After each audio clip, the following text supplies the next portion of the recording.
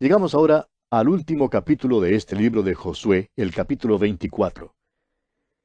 En este capítulo, Josué reúne una vez más a todo el pueblo y se presentan delante del Señor. Josué les habla y les da la reseña que Dios hace de la historia de ellos y de sus tratos misericordiosos con ellos. Tenemos también en este capítulo la renovación del pacto, la piedra del testimonio, la edad y muerte de Josué y la sepultura de los huesos de José. Josué reúne ahora a los hijos de Israel para una consagración y una consideración del pacto que Dios había hecho con ellos y que ellos habían hecho con Dios.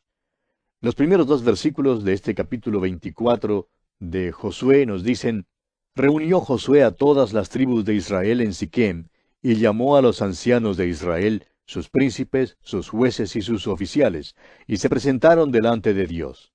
Y dijo Josué a todo el pueblo: Así dice Jehová, Dios de Israel: Vuestros padres habitaron antiguamente al otro lado del río, esto es, Taré, padre de Abraham y de Nachor, y servían a dioses extraños.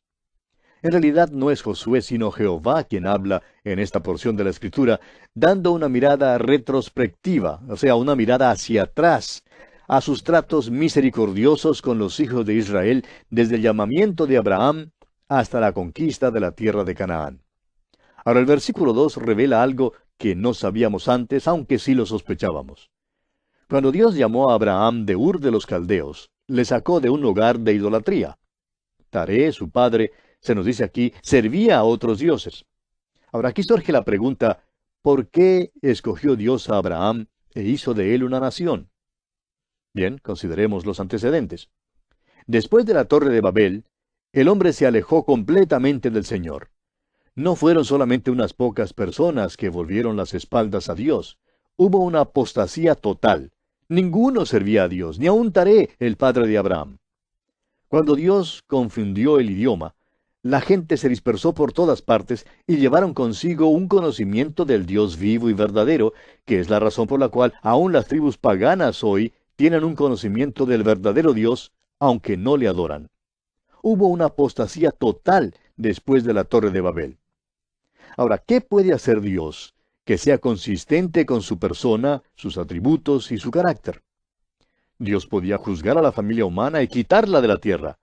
Él podía haber hecho que la tierra fuese tan desolada como la luna si hubiera querido, pero no lo hizo. Él va a recobrar a la humanidad y va a comenzar con un hombre. Ese hombre fue Abraham, quien debió tener un deseo en su corazón de conocer al Dios vivo y verdadero. Cuando Dios le llamó, le dijo que saliera de Ur y dejara atrás a toda su familia. Ahora tal vez nos parezca extraña la forma en que Dios llamó a Abraham, diciéndole que saliera de su tierra y de su círculo familiar, pero ahora sabemos por qué Dios lo hizo así. Taré, el padre de Abraham, era idólatra. Y Dios llamó a Abraham y le sacó de todo eso para tratar con él y hacer de él una nación por medio de la cual el Mesías viniera al mundo. Ahora Dios formó esa nación en las ladrilleras de Egipto.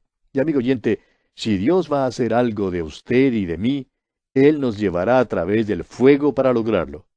Podemos asegurarle que Él no va a usar a esos cristianos consentidos de nuestras iglesias contemporáneas.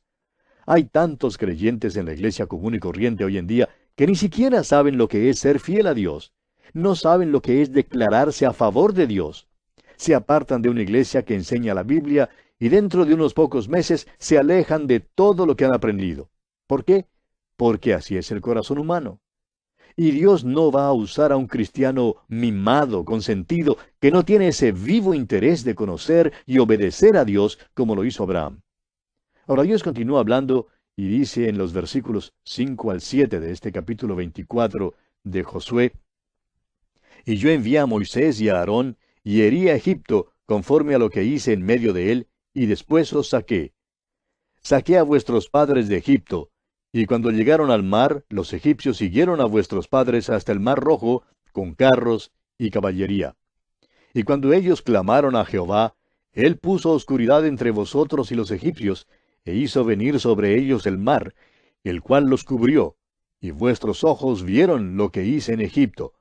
Después anduvisteis muchos días en el desierto.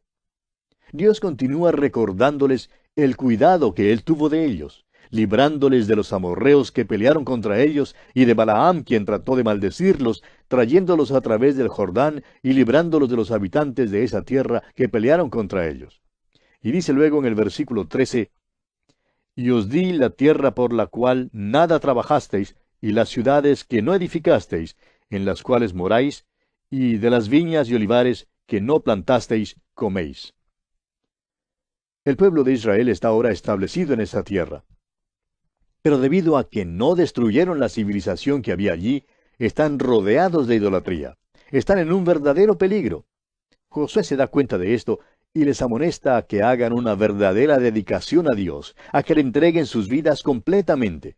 Escuche usted lo que les dice en los versículos 14 y 15 de este capítulo 24 de Josué. Ahora pues, temed a Jehová y servidle con integridad y en verdad, y quitad de entre vosotros los dioses a los cuales sirvieron vuestros padres al otro lado del río y en Egipto, y servid a Jehová. Y si mal os parece servir a Jehová, escogeos hoy a quién sirváis, si a los dioses a quienes sirvieron vuestros padres cuando estuvieron al otro lado del río, o a los dioses de los amorreos en cuya tierra habitáis, pero yo y mi casa serviremos a Jehová. Cuanto más conozco a Josué, tanto más me agrada, amigo oyente. A través de los años se ha mantenido a la sombra de Moisés, de modo que hasta pudiéramos pensar que es algo así como un Moisés en miniatura. Pero Josué es un hombre de gran importancia. Dios no se equivocó al escoger a este hombre. Aunque Josué es un hombre corriente, este libro revela que un hombre corriente dedicado a Dios puede ser usado poderosamente por Dios. Josué le dice a la nación, ¿quieren volver a los dioses de sus padres, esos dioses paganos a quienes ellos sirvieron? ¿O quieren servir a los dioses de los amorreos? Ustedes pueden escoger a quién van a servir. Pero yo y mi casa hemos hecho nuestra elección. Nosotros vamos a servir a Jehová. Amigo oyente, este fue un tremendo reto para todas las tribus de Israel para que consideraran su pacto con Dios. Es igualmente un reto para los cristianos de hoy para que se decidan a quién van a servir. Si van a servir a los dioses del dinero, la fama, el materialismo, la carnalidad y sus propios caprichos, o van a servir al Dios vivo y verdadero, obedeciendo fielmente su palabra. Ahora note usted la respuesta que el pueblo da. Leamos los versículos 16 al 18 de este capítulo 24 de Josué. Entonces el pueblo respondió y dijo, nunca tal acontezca que dejemos a Jehová para servir a otros dioses, porque Jehová nuestro Dios es el que nos sacó a nosotros y a nuestros padres de la tierra de Egipto, de la casa de servidumbre, el que ha hecho estas grandes señales y nos ha guardado por todo el camino por donde hemos andado, y en todos los pueblos por entre los cuales pasamos. Y Jehová arrojó de delante de nosotros a todos los pueblos, y al amorreo que habitaba en la tierra. Nosotros, pues, también serviremos a Jehová, porque Él es nuestro Dios. Uno creería que debido a la manera fantástica en que Dios obraba a favor de Israel, ellos permanecerían cerca de Él y le servirían. Es fácil señalar con el dedo unos 3.580 años atrás y decir que Israel era un pueblo miserable y que fueron un terrible fracaso. Pero amigo oyente, ¿qué en cuanto a nosotros hoy en día? ¿Qué tan cerca estamos nosotros del Dios vivo y verdadero? Luego Josué les dice, en los versículos 19 y 20, entonces Josué dijo al pueblo, no podréis servir a Jehová, porque Él es Dios santo y Dios celoso, no sufrirá vuestras rebeliones y vuestros pecados. Si dejareis a Jehová y sirviereis a dioses ajenos, Él se volverá y os hará mal, y os consumirá, después que os ha hecho bien. Dios también ha sido muy bueno con nosotros, amigo oyente. Aún así, muchos viven de una manera indiferente, sin apreciar las bendiciones que Él ha derramado y continúa derramando sobre nosotros. Muchos creen que pueden hacer lo que les plazca. Es verdad que Él es un Dios de misericordia, de amor y de consuelo, pero también es un Dios de juicio.